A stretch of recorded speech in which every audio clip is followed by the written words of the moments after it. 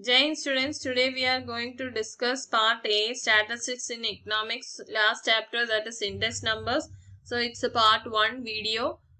So as per your syllabus, only this much is to be studied. Introduction to index numbers, meaning, then types are wholesale price index and a consumer price index alone had to be studied in this portion.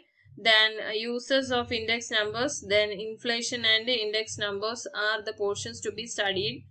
So, as an introduction, we can say that historically the first index was constructed in 1764 to compare the Italian price index in 1750 with the price level in 1500.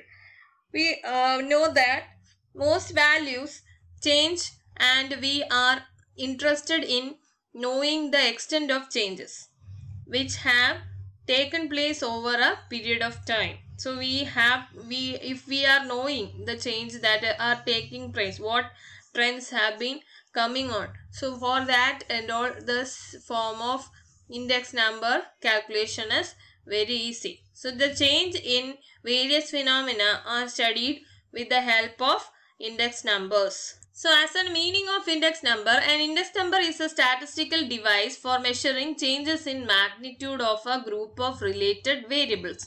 So it is a statistical device measuring changes in the magnitude of group of related variables.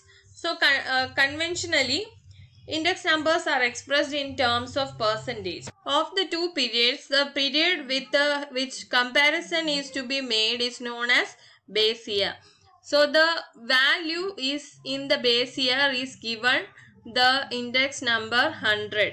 So we are taking the base year value as 100 and calculating the answer.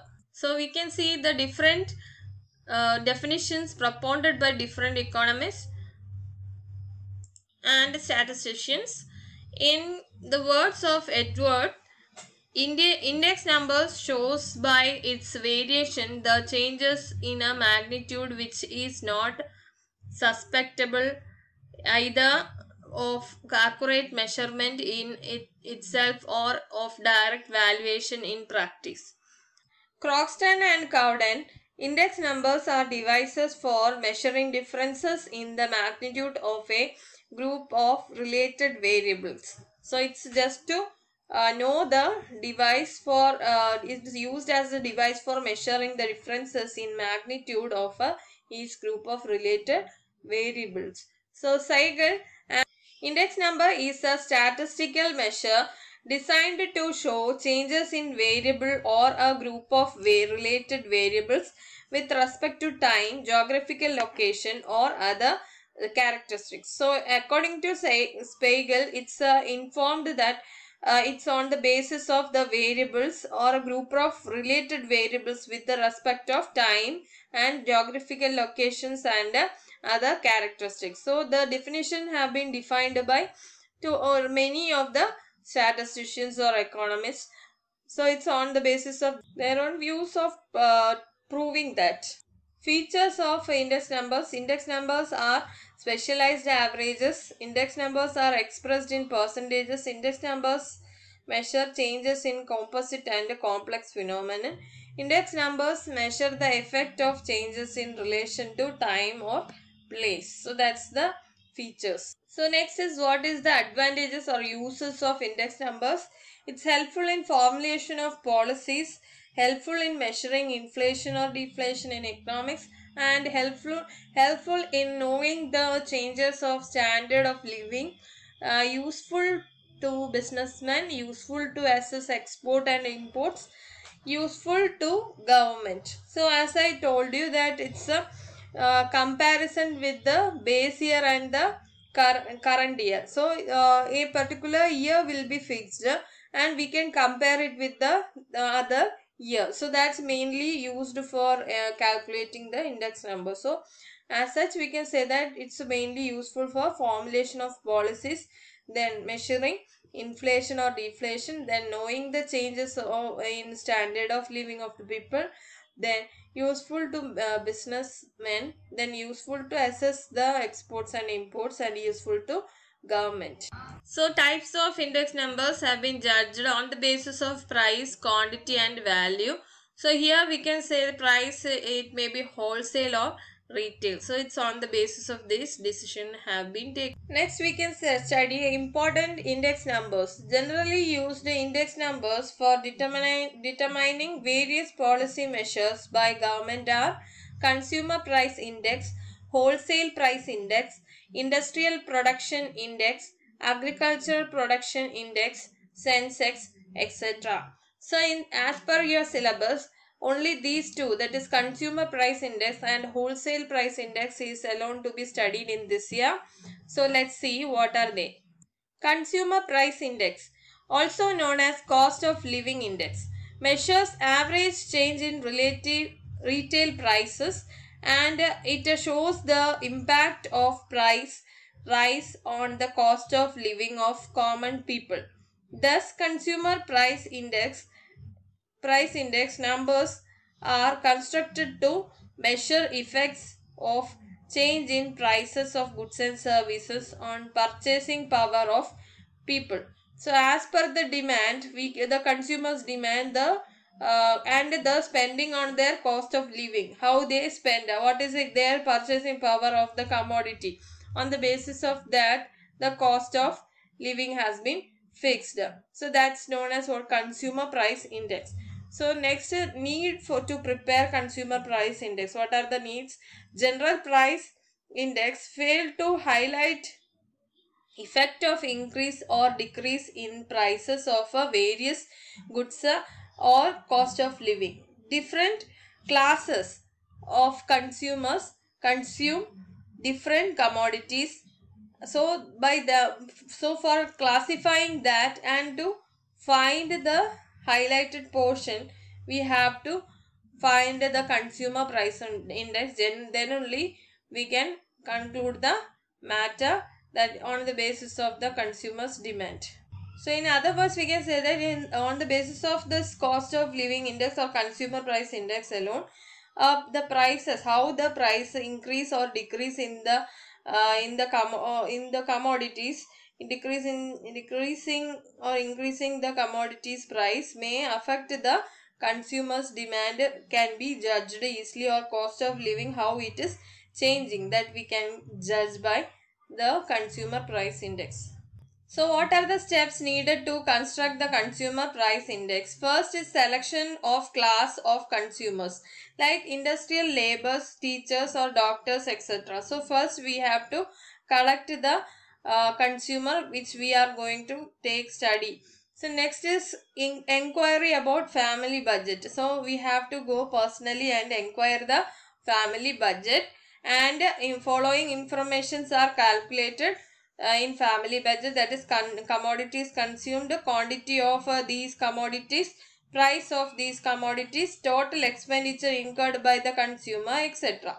So information about price information should be gathered from the area of the consumers. So price should be gathered on the basis of the living, the crowded area where they live.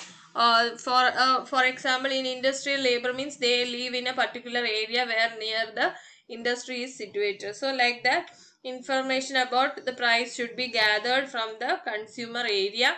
So assigning weightages, so assign weights to items. So the weight of items is to be assigned simultaneously. How much calories or kilos are they buying, like that we have to fix.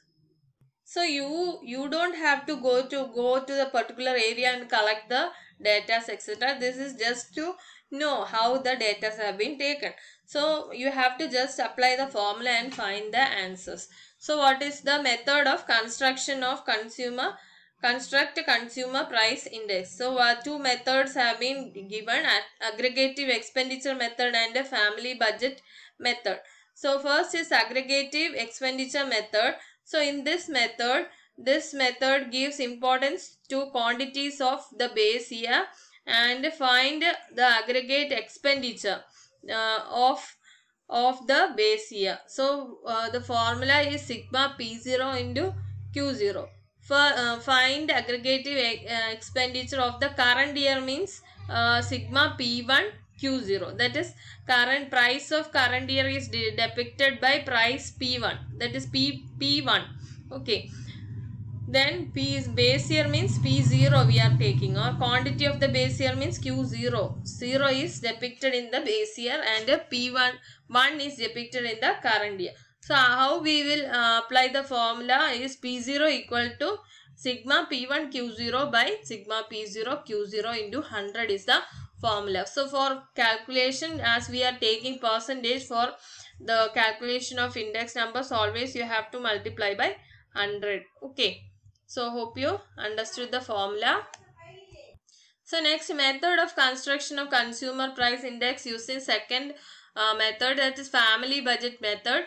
This method gives importance to price relatives, that is current year's price P1 is divided by the base year price P0 and multiply by 100. Do it for each commodity and you will be finding the R. So it's equal to P1 by P0 into 100. So you have to find with the each commodity current price divided by the base year price, that is previous year, into 100. So then calculate weight as a product of price of the base year and quantity of the base year. Q0 is equal to W equal to P0 into Q0. So product has to be taken.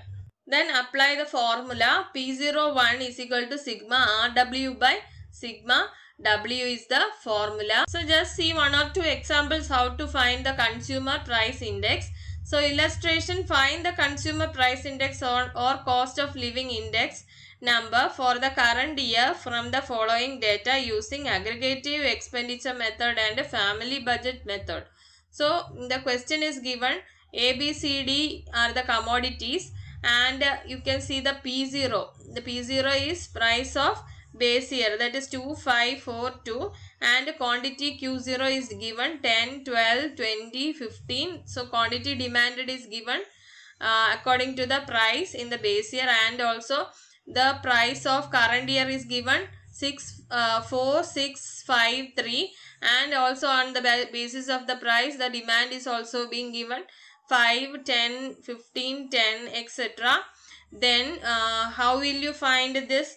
That we can see. So as per the formula, you need in aggregative expenditure method P01 is sigma P1 by Q0 column, and simultaneously you need a P0 Q0 column, then into 100.